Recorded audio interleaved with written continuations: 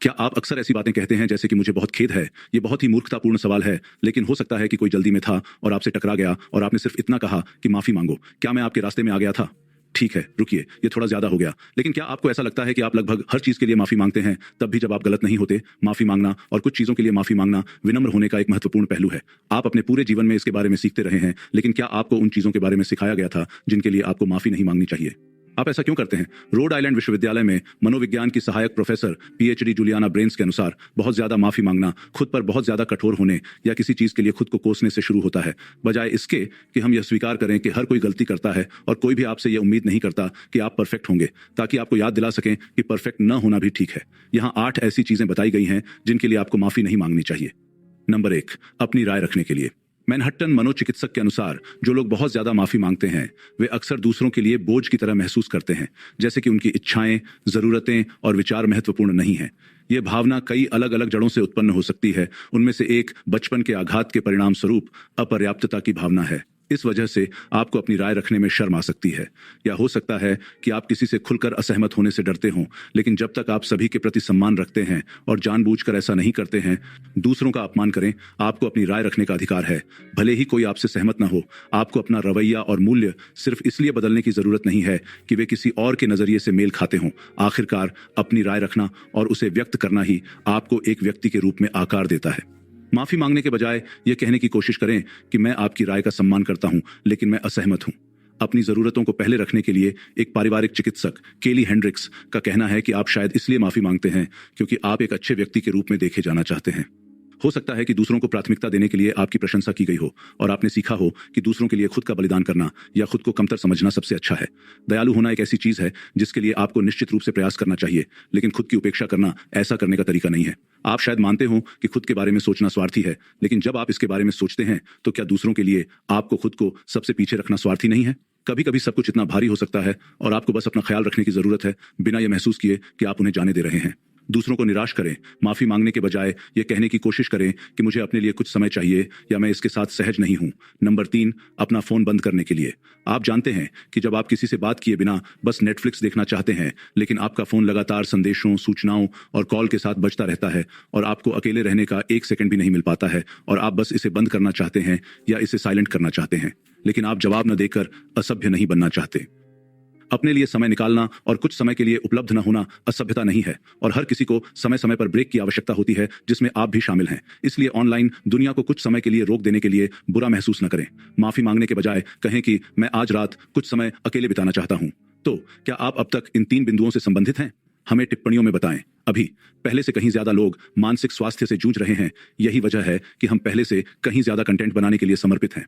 अगर आपको यह वीडियो पसंद आया तो लाइक बटन पर क्लिक करना न भूलें और साइक को सब्सक्राइब करें। दूसरा, हमें अपना समर्थन दिखाने के लिए जाए। चौथा, अपनी भावनाओं को दिखाने के लिए। ऐसी चीजें होती हैं जो आपको कई तरह की भावनाओं का अनुभव करा सकती हैं। गुस्सा, हताशा, डर, अत्यधिक खुशी, उदासी। भावनाओं का होना और उन्हें व्यक्त करना ही आपको इंसान बनाता है, लेकिन कभी कभी आपको ऐसा लग सकता है कि आप बोझ बन रहे हैं। अगर आप उन भावनाओं को व्यक्त करते हैं तो आपको लगता है कि आप अपनी भावनाओं से अपने आसपास के लोगों को परेशान कर रहे हैं और आपको यह कहने का मन करता है, मुझे खेद है, मेरा आपको परेशान करने का कोई इरादा नहीं है।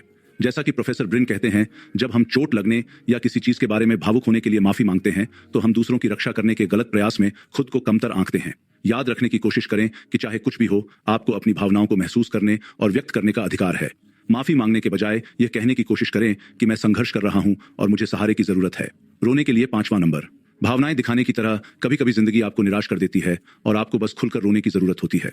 क्या आपने रोने के बाद बेहतर महसूस किया है, जैसे आपके कंधों पर से बोझ अचानक हल्का हो गया हो? इस तरह रोने से मदद मिल सकती है, लेकिन जब आप लोगों के बीच होते हैं और आपको रोने की जरूरत महसूस होती है तो आप शर्मिंदा और डरे हुए महसूस कर सकते हैं। अगर वे आपके आंसू देखेंगे तो वे आपके बारे में क्या सोचेंगे? इसलिए आप अपने आंसू निगलने की कोशिश करते हैं और माफी मांगना शुरू कर देते हैं, लेकिन आप जानबूझकर नहीं रो रहे हैं। यह कुछ ऐसा है जो आपका शरीर खुद करता है, जैसे छींकना या खांसना। और आपकी तरह ही हर कोई कभी न कभी रोता है। इसलिए अगर कोई आपको जज करना चाहता है तो यह उसकी समस्या है। अगर आंसू निकल आए तो ऐसा न सोचें कि आपने कुछ गलत किया है। माफी मांगने के बजाय यह कहने की कोशिश करें, ओह इससे मैं भावुक हो गया या मुझे शांत होने के लिए कुछ समय चाहिए। आपके दिखने के तरीके के लिए क्या आपने कभी अपने रूप के बारे में बिना बुलाए टिप्पणियों का अनुभव किया है? हो सकता है कि आपने अपने बालों को अजीब रंगों से रंगा हो या छेद करवाए हों या बहुत सारे टैटू बनवाए हों। या हो सकता है कि आप बहुत ज्यादा दुबले हों या पर्याप्त दुबले न हों या आपके चेहरे पर कुछ मुहांसे हों। इस तरह की टिप्पणियां आपको अपने बारे में इतना बुरा महसूस करा सकती हैं कि आपको इसके लिए माफी मांगने का मन हो सकता है। डॉक्टर एलेना टोरिनी, एक सलाहकार मनोवैज्ञानिक, बताती हैं कि अगर आपके अंदर दोषपूर्णता या पूर्णतावादी प्रवृत्ति की भावनाएं हैं तो आपको यह महसूस होने की संभावना है कि आपको हर समय अपना सर्वश्रेष्ठ दिखना चाहिए। यह धारणा कि आप अच्छे नहीं दिखते बहुत चिंता का कारण बन सकती है, इसलिए आपको आलोचना का डर हो सकता है। लेकिन सच्चाई यह है कि किसी को भी आपके दिखने के तरीके के लिए आपको नीचा नहीं दिखाना चाहिए। आप अपनी शैली के माध्यम से खुद को अभिव्यक्त करने के लिए स्वतंत्र हैं और हर छोटी छोटी खामियां ही आपको सुंदर और अद्वितीय बनाती हैं। इसलिए माफी मांगने के बजाय कुछ न कहें और अपनी शक्ल सूरत को अपनाएं। दूसरों की सलाह न मानने के लिए नंबर 7, आपके करीबी लोग आपको कितनी बार सलाह देते हैं कि आपको अपना जीवन कैसे जीना चाहिए। आपके माता पिता को लगता है कि आपको कोई बेहतर नौकरी ढूंढ लेनी चाहिए, भले ही आप जो करते हैं उससे प्यार करते हो। आपके साथी को लगता है कि आपका शौक उबाऊ है और वह आपको कुछ और करने का सुझाव देता है। आपकी सहेली को लगता है कि उसका हेयर स्टाइल खराब है लेकिन आपको उसका लुक पसंद है। अगर आप उनकी बात नहीं सुनते हैं तो उनका अहंकार आहत हो सकता है क्योंकि उन्हें लगता है कि वे सही हैं और वे समझ नहीं पाते कि आप उनकी बात क्यों नहीं सुनते। लेकिन आप ऐसा क्यों करेंगे? यह आपकी जिंदगी और आपकी पसंद है। उनके लिए सुझाव देना ठीक है, लेकिन इसका मतलब यह नहीं है कि आपको उनका पालन करना होगा। माफी मांगने के बजाय कहें, मैं आपकी राय की सराहना करता हूं, मैं इसके बारे में सोचूंगा और अपना फैसला खुद लूंगा। माफी मांगने के लिए नंबर, कभी कभी आपको चीजों के लिए वाकई बुरा लगता है, चाहे आप गलत हों या नहीं।